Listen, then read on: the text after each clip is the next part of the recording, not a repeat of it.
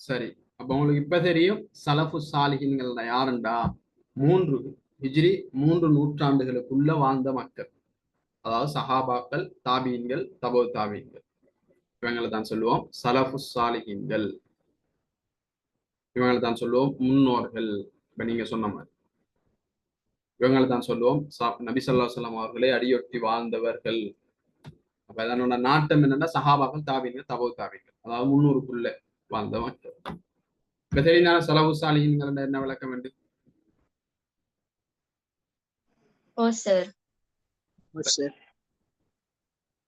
ஓ சொல்லுங்க.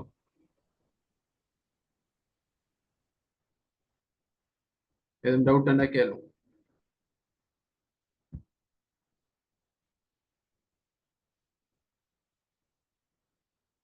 ரைட்.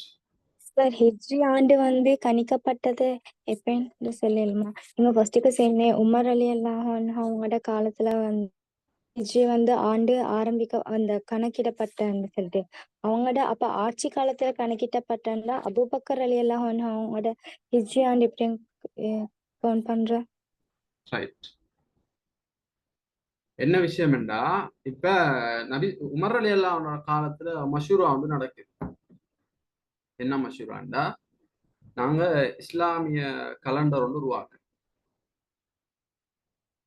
மாதங்கள் இருந்ததா அதுக்கு முந்தைய காலங்களிலே முஹர்ரம், சஃபர், ரபியுல் அவ்வல், ரபியுல் ஆஹிர் இந்த மாதங்கள் இருந்ததா. அதே மாதம் தான் 12 மாதங்கள் தான். அது உலகம் படைக்கப்பட்ட நாள்ல இருந்து அது இருந்து கொண்டு இருக்கு. சரியானே? ஆனா வருடக்கணக்குகள் வந்து பெரும்பெரும் நிகழ்வுகளை வச்சுதான் அவங்க வருடக்கணக்குகள் பார்த்தாங்க. இப்ப இதுக்கு முந்தி வாழ்ந்த காலப்பகுதியிலேயே மக்கள் ஈசா அலி இஸ்லாமாவோட பிறப்பை வச்சு வருடங்களை கணக்கிட்டாங்க. அதுக்கு முந்தைய காலப்பகுதியில் இப்ராஹிம் அலி இஸ்லாமாவோட நெருப்பு குண்டத்தில் எரியப்பட்டது, நூஹ் அலி இஸ்லாம் அவங்களோட தூஃபான் வெள்ளத்திலிருந்து வெற்றி பெற்ற அந்த காலப்பகுதி. அப்படியாக முக்கிய நிகழ்வுகளை வச்சு அப்படியே கணக்கிட்டு வந்தாங்க சரியான வருடங்களை. அப்ப உதாரணத்துக்கு சொல்லுவாங்க, நூஹ் அலி இஸ்லாமாவோட காலத்தை அண்மித்த காலப்பகுதியை வாழ்ற மக்கள் சொல்லுவாங்க, தூஃபானுக்கு 5 வருடங்களுக்கு பிறகு, தூஃபானுக்கு 2 வருடங்களுக்கு பிறகு அப்படின்னு சொல்லி அந்த பெருநிகழ்வுகளை வச்சு. அப்ப இந்த ஒரு பழக்க வழக்கம் அப்படியே தொடர்ச்சியாக வந்துச்சு. இப்ப உமர் அலி அல்லாஹ்வோட ஆட்சியில் இருக்கிறாங்க. இப்ப இஸ்லாமிய கலண்டர், இஸ்லாமிய நாட்காட்டி ஒன்று தயாரிக்க வேண்டிய நிலம் உண்டு, ஒரு மஷூரா ஒன்று முன்வைக்கப்படுது. உமர் அலி அல்லாஹ் சொல்றாங்க, பொதுவா சஹாபாக்கள் நிறைய நிகழ்வுகளை மஷூரா சொல்றாங்க, நாங்க இந்த நிகழ்வு வச்சு கணிப்போம், இந்த நிகழ்வு வச்சு கணிப்போம் என்று சொல்லி பல நிகழ்வுகளை சொல்றாங்க. உமர் அலி அல்லாஹ் அந்த இடத்துல முடிவு செய்யறாங்க, நாங்க நபி ஸல்லல்லாஹு அலைஹி வஸல்லம் அவங்க மக்காவுல இருந்து மதீனாவுக்கு ஹிஜ்ரத் வந்தாங்களே, அது ஹக்குக்கும் பாத்திலுக்கும் இடையிலான பெரும் வேறுபாட்டு உண்டாக்கக்கூடிய ஒன்று. ரசூல் ஸல்லல்லாஹு அலைஹி வஸல்லம் அவங்க ஹக்க நிலைநாட்டிய அந்த பயணத்தை நாங்க பெரும் நிகழ்வாக கொண்டு அதை அடிப்படையாக வச்சு நாங்க ஹிஜ்ரி நாட்காட்டிய உருவாக்குவோம் என்று சொல்லி அந்த இடத்துல முடிவு செய்யப்படுது. இப்ப நீங்க யோசிக்கலாம், அப்ப அந்த இடத்துல முடிவு செய்யப்பட்டா அதுக்கு முந்தி எப்படி ஹிஜ்ரி ஆண்டு வச்சு பார்க்கிறோம் என்று யோசிக்கலாம். அவங்களோட சிந்தனை சரி. அது எப்படி என்று சொன்னா, இப்ப ஹிஜ்ரி 1 என்று சொல்லி அவங்க கணிப்பிட்டது அந்த மஷூரா நடந்த அந்த தினத்தை இல்லை. ஹிஜ்ரி 1 என்று அவங்க கணிப்பிட்டது நபி ஸல்லல்லாஹு அலைஹி வஸல்லம் அவங்க எப்ப மக்காவுல இருந்து மதீனாக்கு ஹிஜ்ரத் போனாங்களோ அதிலிருந்து ஹிஜ்ரி 1 கணக்கு பார்த்து வந்தாங்க. அப்ப அதுக்கு அடுத்த வருஷம் ஹிஜ்ரி 2, அதுக்கு அடுத்த வருஷம் ஹிஜ்ரி 3, இப்படியாக பார்த்துத்தான் நபி ஸல்லல்லாஹு அலைஹி வஸல்லம் அவங்க ஹிஜ்ரத் போனது 53 வயதுல, மௌத்தானது 63 வயதுல. அந்த அடிப்படையை வச்சு ஹிஜ்ரி 11 நபி ஸல்லல்லாஹு அலைஹி வஸல்லம் அவங்க வஃபாத் ஆகுறாங்க.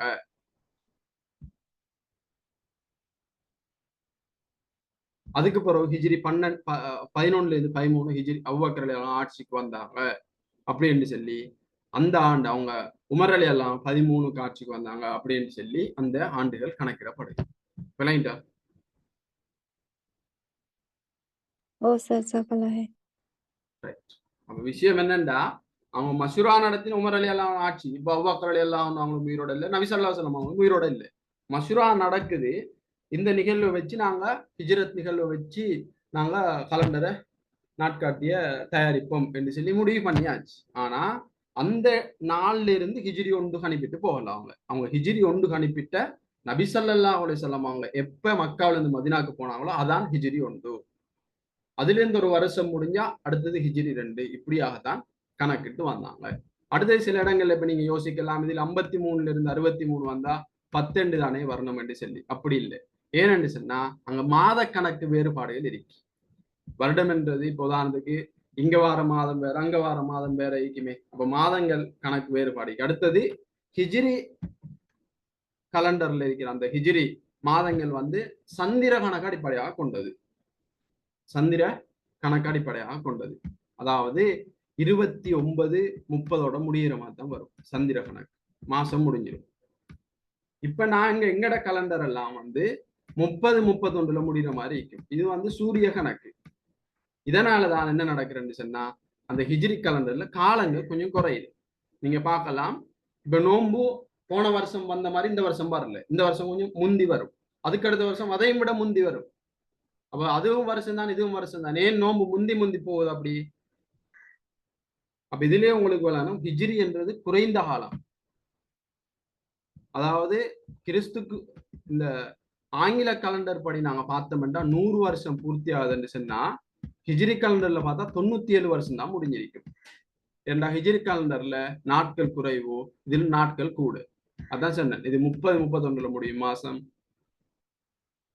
இந்த ஹிஜ்ரி கலண்டர்ல 29, 30 முடிகிற மாதிரி.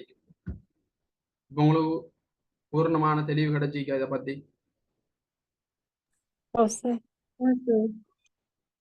ரைட். சார் அதோட கொலஃபா சொர்க்கத்துக்கு நன்மாரியம் செஞ்சப்பட்ட அந்த 10 பேர் நேமையும் சொல்றான். அது ஒரு பிடிஎஃப் ஒன்று இருக்கு. ஏற்கனவே நான் குரூப்ல போட்டிருந்தேன் உங்களுக்கு. சரி, பிரச்சனை இன்னொரு தரம் போறேன். அப்ப இதுல இன்னொரு விஷயத்த கவனிக்கணும். இப்ப சில ஆங்கில வெப்சைட்டுகள்ல நீங்க அடிச்சு பார்த்தீங்கன்னு சொன்னா நபிசல்லா ஸல்லல்லாஹு எப்போ பார்த்தான்னு சொல்லி சும்மா நீங்க இப்ப நீங்க கிளாஸ் முடிஞ்சது அப்புறம் அடிச்சு பார்க்கலாம். சும்மா சர்ச் பண்ணி பாருங்க. சில இதுல போட்டிப்பாங்க 62 வயதுல இத்தனை நாட்களால அல்லது இத்தனை மாதங்களா 62 வயது என்று போட்டிக்கும். ஏன் அது 62 வயது என்று போடப்படுதுன்னா அவங்களோட ஆங்கில கலண்டர் கணக்குப்படி 62 தான். ஏன் ஆங்கில கலண்டர்ல நாட்கள் எண்ணிக்கை கூட, இங்க நாட்கள் எண்ணிக்கை குறைய. இங்க பார்த்தோம்னா ஹிஜ்ரி கணக்குப்படி 63 வரும். ரைட். வேற எதுவும் சந்தேகங்கள் இருந்தா கேளுங்க. இப்ப விளங்கப்படுறது பிரச்சனை இல்லாத கேளுங்க.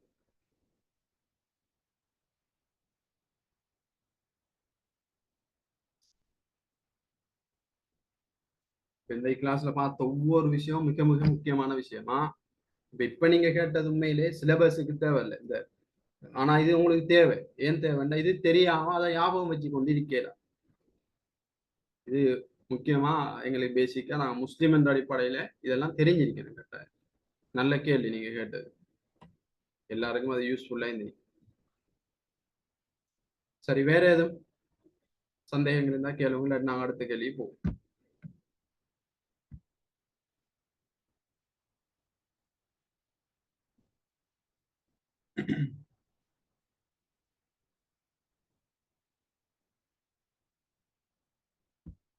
அப்ப இந்த 11வது கேள்விக்கு உட்பட்ட அனைத்து விஷயமும் கிளியர் அவங்களுக்கு? ஓ சார்.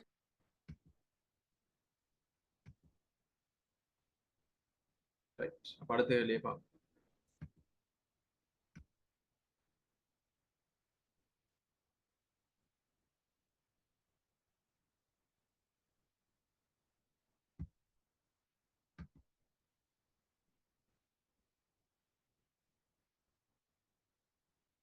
பன்னெண்டாவது கேள்வி கொஞ்சம் மீறிங்க.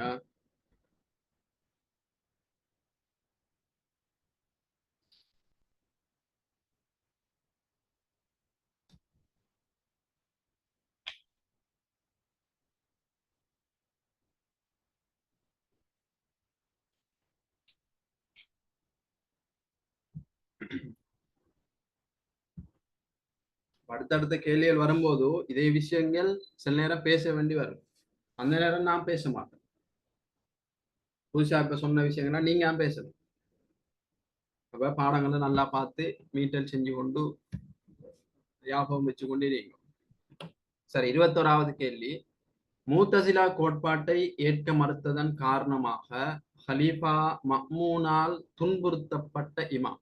மூத்தசிலா கோட்பாட்டை மறுத்ததன் காரணமாக ஹலீஃபா மஅ்மூனால் துன்புறுத்தப்பட்ட இமாம் யாரு? அபு ஹனீஃபாவா? இமாம் அஹ்மத் இப்னு ஹன்பல்.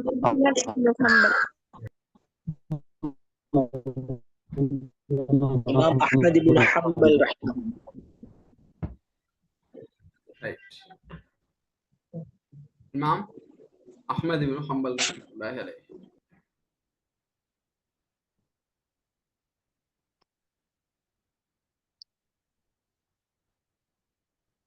சரி, இப்ப இது எங்கட சிலபஸ்ல இந்த பாடத்துக்குள்ள இதை பத்திய விளக்கம் இருக்கு. இந்த மூத்தசிலா கோட்பாட்டை ஏற்க மறுத்ததன் காரணமாக துன்புறுத்தப்பட்டது எதுக்குள்ள வருது? அல் குர்ஆன் படைக்கப்பட்டதா? அது மூத்தசிலாக்களுடைய கொள்கைக்குள்ள வர்றது. இந்த கேள்வியுடைய இந்த டாபிக் எதுக்குள்ள வருது? இந்த தலைப்பு இஸ்லாமிய அடிப்படை நம்பிக்கைகளை வழிகட்ட சிந்தனை பிரிவு. வழிகட்ட சிந்தனை பிரிவுல மூத்தசிலாக்களை பத்தியும் அவங்களோட கோட்பாடும் வருது, இல்லன்னு இல்லை.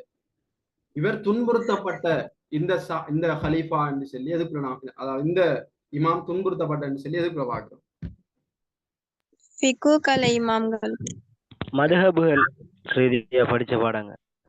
மதுஹபுகளுடைய இமாம்கள் 4 பேர் படிச்சுக்கிறோம். ஏன் இப்படி கேட்கிறேன்னு சொன்னா உங்களுக்கு அதுவும் ஞாபகம் வைக்கணும். அப்பான்னு எதுவும் சந்தேகம்னா குயிக்கா பிரட்டி பார்ப்பேன் நோட்ஸ்.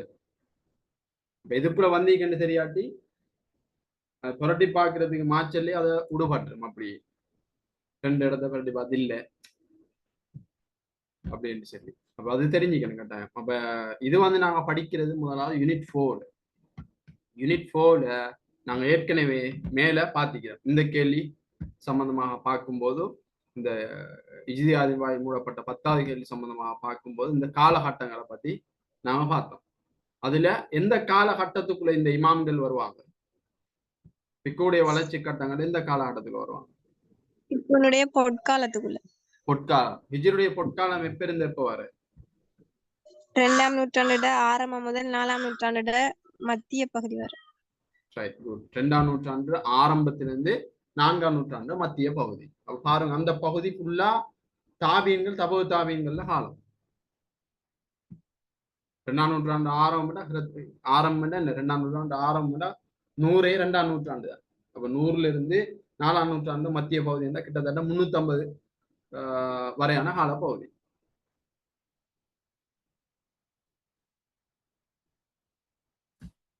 சரி,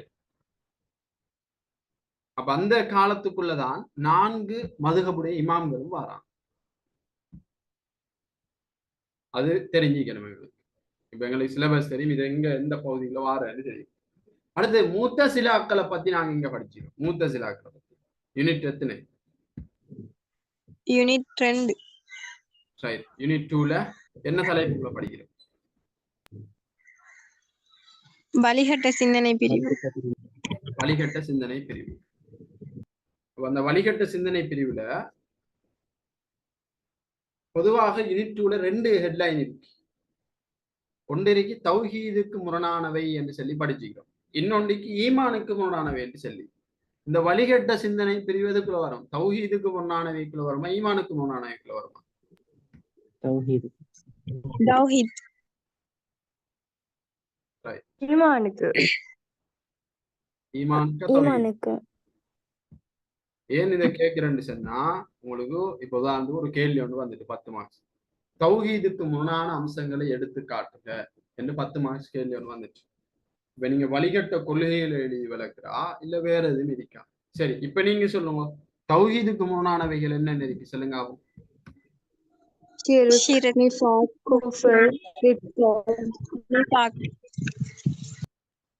ஷிர்க், குஃபர், ரித்தத், நிஃபாக், வேற இல்ஹாத்.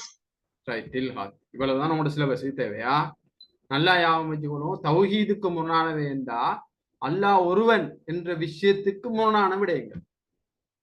தௌஹீத் என்ன எங்களுக்கு தெரியும். அல்லாஹ் ஒருவன், அவனுடைய சிஃபாத்துல, தாத்துல, அவனுடைய பண்புகள்ல இன்னொருத்தர கூட்டு சேர்க்காம வைக்கிறேன். அப்ப ஷிர்க் பாருங்க, இன்னொருத்தர கூட்டு சேர்க்கிற விஷயம். அது ஷிர்க்ன்றது இன்னொருத்தர கூட்டு சேர்க்கிற. நாங்க என்ன செய்யறோம்? வினை வைக்கிறோம் அல்லாஹுக்கு. குஃப்ர்ன்றது அல்லாஹ் அப்படியே மறுத்து போறது, தௌஹீத மறுக்கிறது. ரித்தத், அந்த தௌஹீத மறுத்து இஸ்லாத்தை தூக்கி எறிஞ்சு போட்டு போறது. நிஃபாக் அதே போலதான், உள்ளத்துல தௌஹீது இல்லை, வெளிப்படையாக காட்டிக் கொடுத்த தௌஹீதிக்கிற மாதிரி. இல்ஹாத் நாஸ்திகம், உள்ளத்துல தௌஹீது இல்லை. அப்ப இதெல்லாம் தௌஹீதுக்கு முரணானவை, தௌஹீதுக்கு எதிரானவை. நல்லா அமைச்சுக்கணும், இதெல்லாம் தௌஹீதுக்கு எதிரான. ஈஸியா அமைச்சு கொண்டு எப்படின்னு சொன்னா, தௌஹீதுக்கு எதிரான வேண்டா அல்லாஹ் ஒருத்தன் என்ற விஷயத்துக்கு முரணாக வரும். இதெல்லாம் பாருங்க, ஷிர்க் என்று அல்லாஹ் ஒருத்தன் என்றது முரணாக வரும்.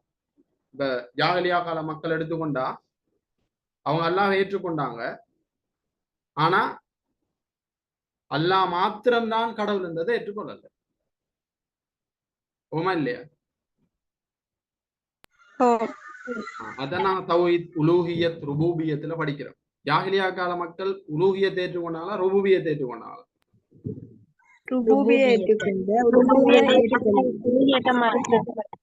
உலூஹியத்தை மறுத்தாங்க, ருபூபியத்தை ஏற்றுக்கொண்டாங்க. ரைட், சரி. இப்ப நீங்க பாருங்க, இந்த வழிகட்ட சிந்தனை பிரிவை பாருங்க. அப்போ அவங்க அல்லாஹ் ஒருத்தன்றதை மறுத்தாங்களா? ஷியாக்கள் அல்லாஹ் ஒருவன் என்றதை மறுத்தாங்களா? இல்ல. அல்லாஹ் ஏற்றுக்கொண்டாங்க, அல்லாஹ் இருக்கிறான், ஒருத்தன் ஏற்றுக்கொண்டாங்க. அதே போல ஹவாரிஜிகளும் தான், மூத்தசிலாக்களும் தான், கதிரியாக்கள், ஜபரியாக்கள் எல்லாரும் அல்லாஹ் இருக்கிறான், அவன் ஒருத்தன் ஏற்றுக்கொண்டாங்க. ஆனா சில அகீதா சார்ந்த சில முக்கியமான விடயங்கள்ல வழிகட்டு போனான். அப்ப அதனாலதான் செல்றோம் அவங்க ஈமானுக்கு முரணான பிரிவினர்கள் என்று சொல்லி.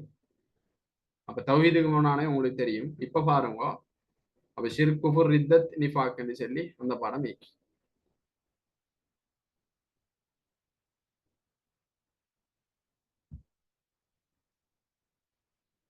ஈமான்ல முரண்பட்ட சிந்தனைகள், கொள்கைகள். இந்த பாடத்துல நாங்க படிக்கிறோம் என்ன? ஷியாக்கள், ஹவாரிஜ்கள், மூத்தசிலாக்கள், கதிரியாக்கள், ஜபரியாக்கள், வஹ்தத்துல் வுஜூத் அப்படின்னு சொல்லி. சரியானே? அப்ப இந்த ஈமான்ல முரண்பட்ட சிந்தனைகள், கொள்கைகள்ல இப்ப நான் எங்களுக்கு இங்க கேள்வியில வந்திருக்கிறது மூத்தசிலாக்கள். சரி, இப்ப நீங்க சொல்லுங்க, மூத்தசிலாக்கள் என்றால் என்ன?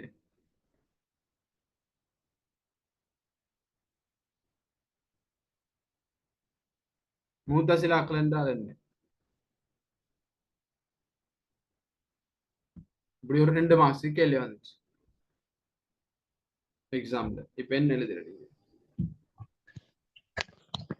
மூத்தசிலாக்கள் சொல்ற மொழிக்கருத்து வந்து பிரிந்து சென்றார்கள் சொல்லலாம். முதலாவது மூலச்சொல் சொல்ல எந்த சொல்ல இருந்தது தோன்றி? என்ற மூலச்சொல்லிருந்து பிறந்த.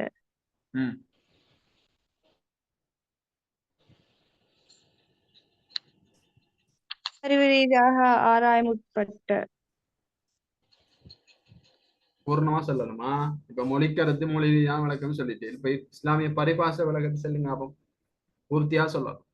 இஸ்லாமிய பரிபாசையில வந்துட்டு அகீதா சார்ந்த விடயங்களை வந்துட்டு பகுத்தறிவு ரீதியாக சிந்தனையால எழுந்த கருத்து வேறுபாடும் காரணமாக அவங்க வந்துட்டு பிரிந்து சென்றார்கள். பெரும்பான்மை முஸ்லிம் சமூகத்தை விட்டு பிரிந்து சென்ற ஒரு இயக்கம். மூத்தசிலா என்பது ஒதுங்கி சென்றோர் என்ற கருத்தினை தருகின்றது. அதாவது ஹசனுல் பஸ்ரி என்ற இடத்திலிருந்து வாசித் பின் ஹத்தா என்பவருடைய பெரும் பாவம் செய்தவன் நிலை பற்றி வினாக்கள் தொடுத்து அதுல திருப்தி காணாது காஃபிருக்கும் ஈமானுக்கும் பெரும் பாவம் செஞ்சவன் ஈமானும் அல்ல காஃபிரும் அல்ல என்ற நிலைப்பாட்டுக்குள்ள அதனால பிரிந்து சென்றவங்க தான் மூத்தசிலாக்கள் உருவாகின. இதுல உட்பிரிவுகள் எல்லாம் காணப்பட்ட. சொல்லுங்க, உட்பிரிவுகள் என்ன இருக்கு? வசீலியா, ஹுதைமியா, நளினி,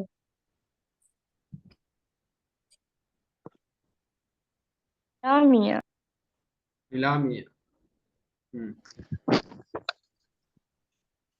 அப்ப மெயினா இப்ப நீங்க சொன்ன 2 பேர் சொன்ன வரைவு இலக்கணமும் சரி. லாஸ்டா 2 பேர் வரைவு இலக்கணம் சொன்னீங்க, 2 பேர் வரைவு இலக்கணம் சரி. சரியானே? அவனோட சுல்பி ஏதாச்சும் டவுட் கேட்கணுமா? எது வேண்டா பேசுங்க, இல்லாட்டி மைக்கை மீட் பண்ணி வச்சுக்கோங்க. சவுண்டுகள் வரும். சரி, அப்ப இதுல வந்து சொல்லுங்க. ஓகே, அப்ப இதுல வந்து இந்த மூத்தசிலாக்கள்ல பாடத்துல மூத்தசிலாக்கள் என்னன்னு கேட்டது நீங்க 2 பேர் சொன்ன மாதிரி விளக்கணும். சரி, இதுல மெயின் விஷயம் என்னன்னா இந்த பகுத்தறிவு தான் விஷயம். ஏண்டா மேல நாங்க படிச்ச ஷியாக்கள் பகுத்தறிவை வச்சு பிரிஞ்சு போகல, ஹவாரிஜிலும் பகுத்தறிவை வச்சு பிரிஞ்சு போகல. ஷியாக்கள் வந்து முனாஃபிக்களால் உண்டாக்கப்பட்டு இஸ்லாத்தை குழப்பணும் என்றே உருவாக்கப்பட்டது. அது ஹவாரிஜியில் எடுத்துக்கொண்டு அவங்க பிரிஞ்சு போனா அவங்களோட தீவிரத்தன்மை மார்க்கத்துல தீவிர போக்கு அது இருக்கக்கூடாது. ஒரு காலம் தீவிர போக்குன்றது நான் நினைக்க கூட ஹவாரிஜி மட்டும்தான் தீவிர போக்குன்னு சொல்லி எங்கள்கிட்டையும் சிலவங்கள்ட்ட இருக்கு அந்த தீவிர போக்கு மாதிரியான சில பிடிவாத தன்மைகள் மார்க்கத்துல. அப்படி இருக்கக்கூடாது. இஸ்லாம் வந்து விட்டு கொடுத்து அனுசரிச்சு சில விடயங்களை அதுக்காக விட்டு கொடுக்க இயலாத விஷயத்தெல்லாம் விட்டு கொடுத்து போறல. சில விடயங்கள் இருக்கு, சில இடங்கள்ல அமைதியாக விட்டு கொடுத்து போகக்கூடிய மார்க்கம். அப்படியான இடங்கள்ல விட்டு கொடுத்து அனுசரிச்சு போகணும். சரி, அதை நாங்க பிறகு பேசுவோம். அப்ப இதுல வந்து ஆனா மூத்தசிலாக்கள் பிரிஞ்சு அவங்களோட பகுத்தறிவு மூளையை வச்சு யோசிக்கிறேன். அப்ப இப்படி நடந்தா இப்படித்தான் நினைக்கணும், இப்படி நடந்தா இப்படித்தான் நினைக்கணும். உதாரணத்துக்கு சொல்ல போனா பாவம் செஞ்சா அல்லாஹ் என்ன செய்வான்? தண்டிப்பான் தானே. பாவம் செஞ்சா அல்லாஹ் என்ன செய்வான்? தண்டிப்பானா?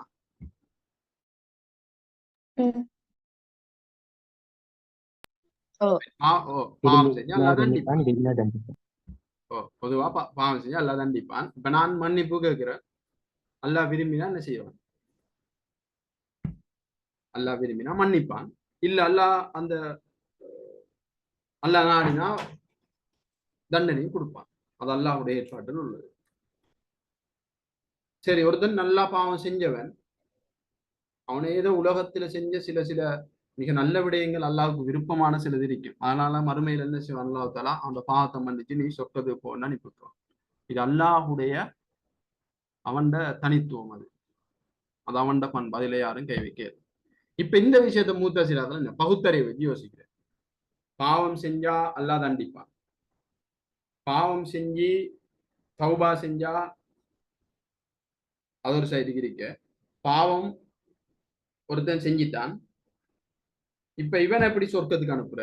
இவனை மன்னிச்சு அல்லாஹ் சொர்க்கத்துக்கு எப்படி அனுப்புற? அப்படி எல்லாம் செய்ய இப்படி என்று பகுத்தறியால யோசிக்கிறேன். பாவம் செஞ்சா தண்டனை கிடைக்கேண்டா, பாவம் செய்யாத சொர்க்கம் போறான்டா, பாவம் செஞ்சவன் தண்டனை அனுபவிக்க தானே வேணும். அவன் எப்படி அல்லாஹ் நாடி மன்னிக்கிற, அல்லாஹ் சொர்க்கத்துல இப்படி யோசிக்கிறேன்.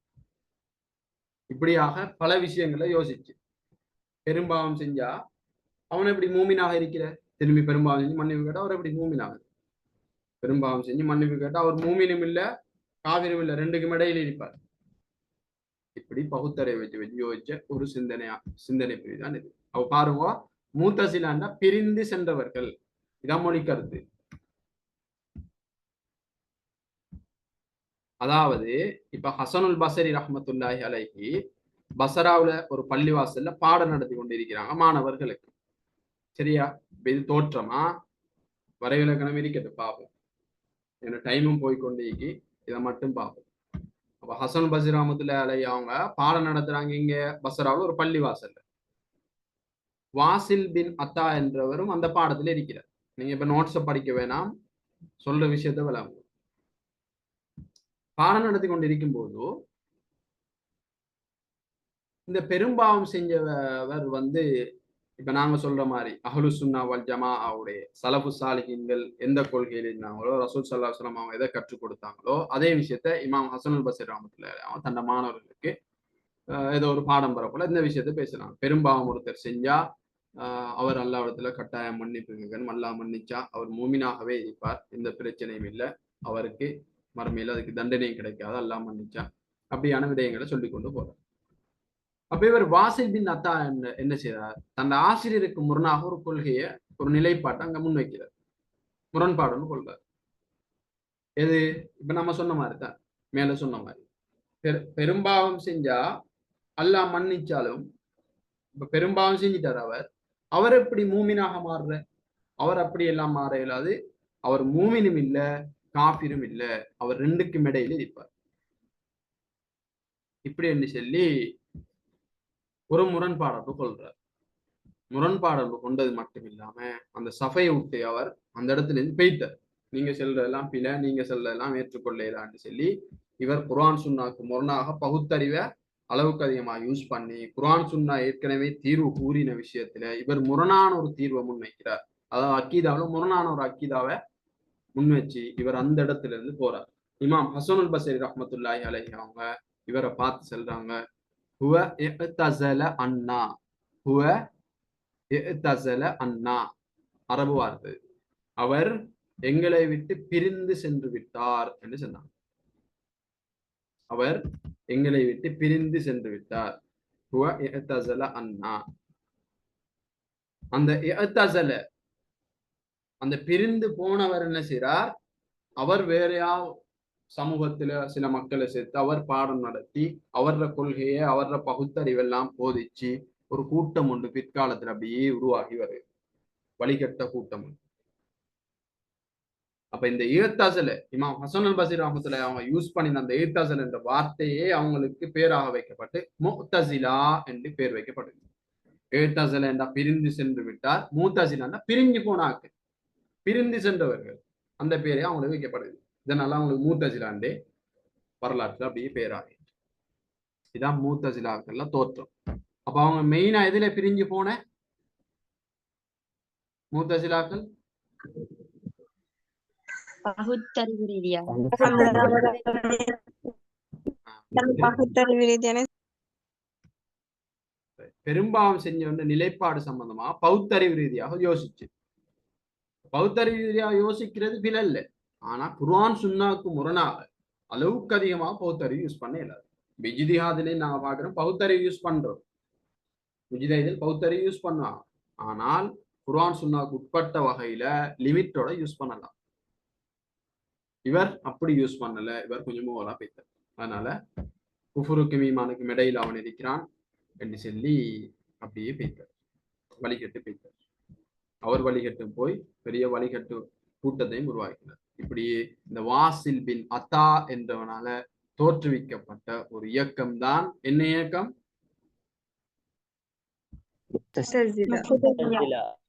முஅ்தஸிலாக்கள். ஷியாக்கள்ல தோற்றத்துக்கு யாரு காரணம்? அப்துல்லா இப்னு சபா. அப்துல்லா இப்னு சஃபா. வஹ்தத்துல் வஜூத்ல தோற்றத்துக்கு யாரு காரணம்? இப்னு அரபி. இப்னு அரபி. லாஸ்டா யூனிட் 6ல நாங்க அது சம்பந்தமா விரிவா பேசுறோம். சரி, அப்படி சில இதுகள் இருக்கு, பார்ப்போம். அது இப்ப பாருங்க வரைவிலக்கணத்தை. அப்ப இதான் தோற்றம், சரியானே? தோற்றம். இதை வச்சும் நீங்க இதை வச்சும் நீங்க வரைவிலக்கணம் எழுதலாம், இல்ல இல்லையா? இதை வச்சும் நீங்க இப்படி பால் நடந்த சந்தது இப்படி பிரிஞ்சு போன ஒரு கூட்டம் தான் முஅ்தஸிலா. எனவே பௌத்தறிவு யூஸ் பண்ணி அளவுக்கு அதிகமாக மார்க்கத்துக்கு முன்னாக சிந்திச்சவங்க தான் அக்கிதாக்கு முன்னாக சிந்திச்சவங்க எழுதினாலும் வரைவிலக்கணம் பிழை இல்லை, சரியா? ஆனா தோற்றத்துக்குள்ளேயும் இதைத்தான் நீங்க எழுதணும். தோற்றம் பத்தி கேட்டு வந்தோம். ரைட். இப்ப பாருங்க மேல, அக்கீதா சார்ந்த விடயங்களை பகுத்தறிவு ரீதியாக சிந்தித்ததனால் எழுந்த கருத்து வேறுபாடு காரணமாக பெரும்பான்மை முஸ்லிம் சமூகத்தை விட்டு பிரிந்து சென்ற ஒரு தத்துவ இயக்கம், அதாவது பௌத்தறிவு ரீதியாக சிந்திக்கிற ஒரு தத்துவ இயக்கம். பாருங்க, அக்கீதா சார்ந்த விடயங்கள் பெரும்பாலும் செஞ்சா அல்ல இப்படித்தான் சொல்லி ஏற்கனவே சொல்லிப்பட்டாச்சு. இது ஒரு அக்கீதா சார்ந்த விஷயம். இதுல மட்டும் இல்ல, பின்னால நிறைய விஷயத்துல இவர் பகுத்தறிவு யூஸ் பண்ணி இப்படியே வழிகட்டு போகுது அந்த கூட்டம். இப்படி நிறைய விடயங்கள் அக்கீதா சார்ந்த பிரிவுகள்ல பௌத்தறிவு ரீதியாக சிந்திச்சு அங்க எழுந்த கருத்து வேறுபாட்டால பிரிஞ்சு போன கூட்டம் தான். அதுவும் பெரும்பான்மை முஸ்லிம் சமூகத்தை விட்டு என்ன செய்யறாங்க, பிரிஞ்சு போய் இந்த இயக்கம் உருவாகுது. இவங்க தான் முஅ்தஸிலாக்கள். அப்ப இவங்க எந்தெந்த விஷயத்துல கருத்து வேறுபாடு கொண்டாங்கன்னு சொல்லி பாருங்க. இவங்க சொன்னாங்க பௌத்தறிவு ரீதியாக செஞ்சு, அதாவது பகுத்தறிவு ரீதியாக தன்னை சிந்தனையை முன் வச்சு அல் குர்ஆன் படைக்கப்பட்டது என்று சொன்னாங்க. முதலாவது சில கொள்கைகளா தரப்பட்டு. ரெண்டாவது சொன்னாங்க அல்லாஹ்வுடைய தாத்தும் சிபாத்தும் பற்றிய விடயத்துல இவங்க சொன்னாங்க அல்லாஹ்வோட தாத்தும் சிபாத்தும் ஒன்று என்று சொன்னாங்க. அல்லாஹ்வோட தாத்தும் சிபாத்தும் ஒன்றுதான், அது வேற வேறண்டா அது அல்லாஹ்வோட தௌஹீத் என்றதை இல்லாம செஞ்சிடும், அது ரெண்டு ஒன்றுதான் அப்படின்னு சொல்லி சொன்னாங்க. அதாவது கீழே வரும்.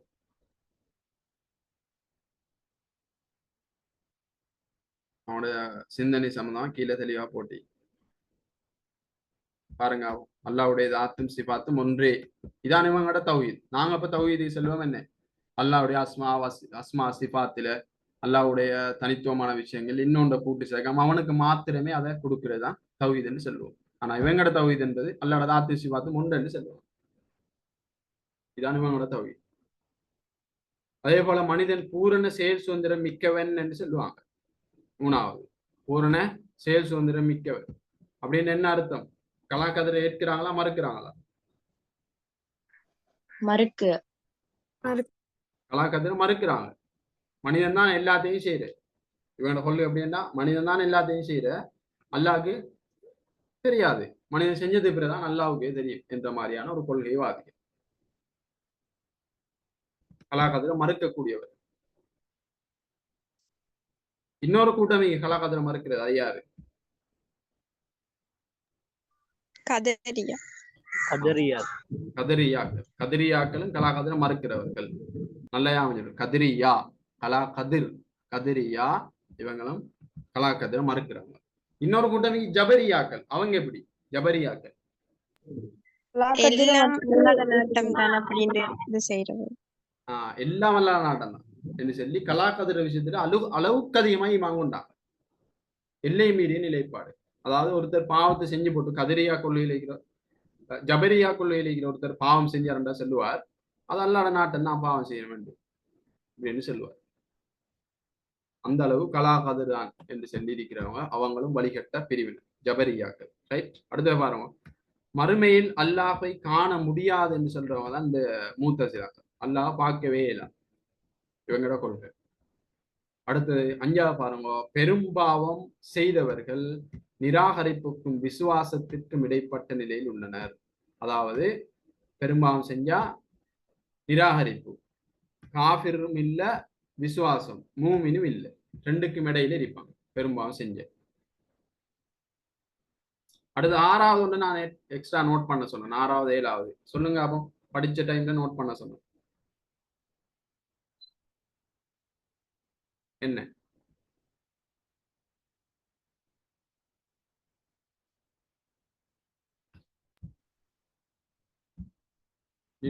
படிக்கிற டைம்ல நோட் பண்ண சொன்னேன்.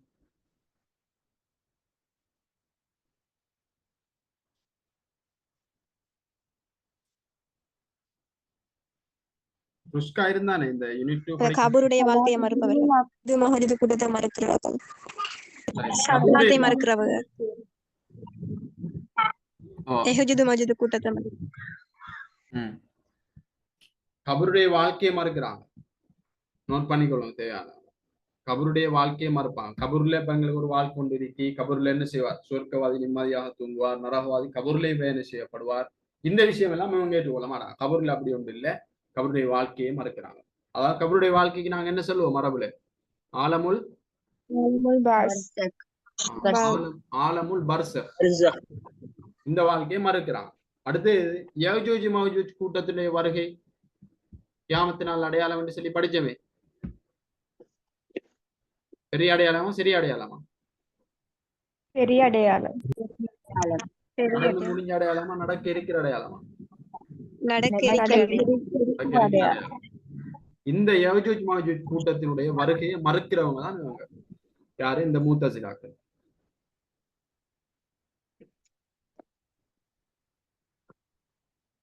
அடுத்தது இன்னொன்று சொன்னேன் என்ன?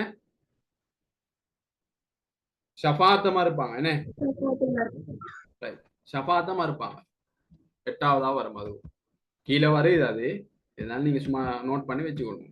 ஷஃபாத்தை மறுத்தல்,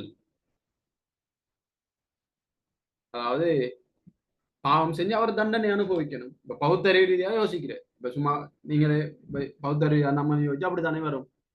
பாவம் செஞ்சா தண்டனை அனுபவிக்கணும். அது என்ன? ஷஃபாத் செய்யற நபி ஸல்லல்லாஹு அலைஹி வஸல்லம் அவங்க ஷஃபாத் செய்யற, சொர்க்கவாதிகள் அவங்க ஷஃபாத் செய்யற, நரகவாதிகள் எங்களுக்கு யா அல்லாஹ் இதுல இருந்து பாதுகாத்து ஷஃபாத் செய்யற, அதெல்லாம் நடக்கல. அது அவர் பாவம் செஞ்சா தண்டனை அனுபவிக்கணும். இப்படியாக பௌத்தறிவால யோசிக்கிறவங்க இந்த மூத்தசிலாக்கள்.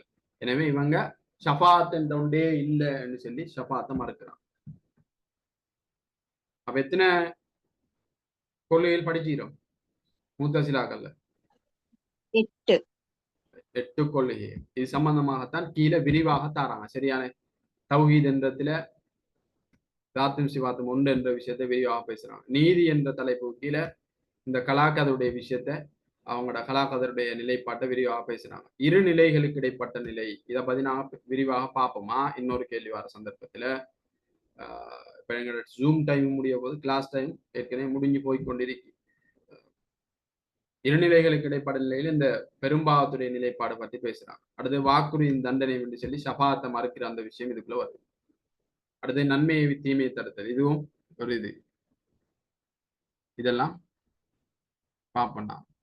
இப்ப நம்மளும் நன்மையை தீமையை தடுக்கிறது என்பது நம்ம ஈமான் கொண்ட விஷயம் பேர். அவங்களோட நன்மையை தீமையை தடுக்கிறது அவங்க வித்தியாசமான ஒரு கொள்கை. அதுல ரைட், இது கிளியர். அந்த பாடம் இதுவரைக்கும் நாங்க படிச்சிடும். மூத்தசிலாக்கள் என்ற என்ன, மூத்தசிலாக்களுடைய தோற்றம், அடுத்து மூத்தசிலாக்களுடைய கொள்கைகள், இது இவ்வளவும் கிளியரா?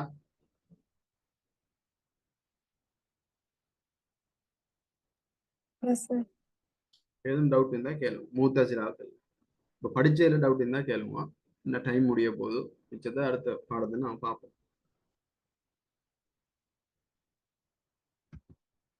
இப்ப இந்த கேள்வி இன்னும் முடியல, கேள்வி இருக்கு இன்னும். இப்ப மூத்தசிலாக்கள்ல முக்கியமான விஷயத்த பார்த்துட்டோம். அப்ப இந்த கொள்கையை ஏற்க மறுத்தவர் தான் யாருன்னா இமாம் அஹ்மது இப்னு ஹம்பல். ஏன்னா மூத்தசிலாக்கள் காலத்துல அவங்களோட சூழல்ல வாழ்ந்தவர் தான் அஹ்மது இப்னு ஹம்பல் ரஹ்மத்துல்லாஹி அலைஹி. கலீஃபா மாமூன் வந்து ஆட்சி செஞ்சு அந்த டைம்ல இவர் வந்து அஹ்லு சுன்னா வல் ஜமாத்தை போதிக்கக்கூடியவரா இருந்தார். அதனால கலீஃபா மாமூனால துன்புறுத்தப்பட்டார். அதன் அஹ்லு சுன்னா வல் ஜமா இந்த கொள்கை எல்லாம் சரி வராது. அல் குர்ஆன் படைக்கப்பட்டதை ஏற்றுக்கொள்ளணும், பெரும்பாவம் செஞ்சவன் ரெண்டு நிலைகளுக்கு இடைப்பட்ட நிலையில் இருக்கிறான் இதை ஏற்றுக்கொள்ளணும் என்று சொல்லி இந்த சலபுசாலியன்கள கொள்கையில் இருந்த அஹ்மது இப்னு ஹம்பல் ரஹ்மத்துல்லாஹி அலைஹி அவங்கள துன்புறுத்தி மூத்தசிலா கொள்கையை ஏற்றுக்கொள்ள சொல்லி துன்புறுத்தப்பட்டாங்க. அதனாலதான் நாங்க படிக்கிறோம் அஹ்மது இப்னு ஹம்பல் ரஹ்மத்துல்லாஹி அலைஹி அவங்க கலீஃபா மாமூனால மூத்தசிலா கொள்கையை ஏற்க மறுத்தன் காரணமா துன்புறுத்தப்பட்டவர். இப்ப விளையிட்ட விஷயம் என்னண்டு விளையிட்டா? அடுத்த கிளாஸ் இன்ஷால்லா நாங்க இந்த 4 இமாம்களை பத்திய சில விடயங்களை சுருக்கமாக பார்ப்போம். சரியானே? அப்ப மிச்சத்தை அடுத்த கிளாஸ்ல பார்ப்போமா? எதுவும் கேட்கணும்னா கேளுங்க, நாம ஜூம் இன் பண்ணிக்கொள்வோம். எதுவும் குயிக்கா கேளுங்க, ஜூம் கட் ஆகும்.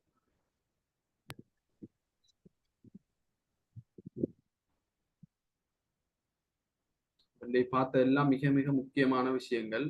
பாடங்களை திரும்ப வீட்டில் செஞ்சு கொள்ளும்.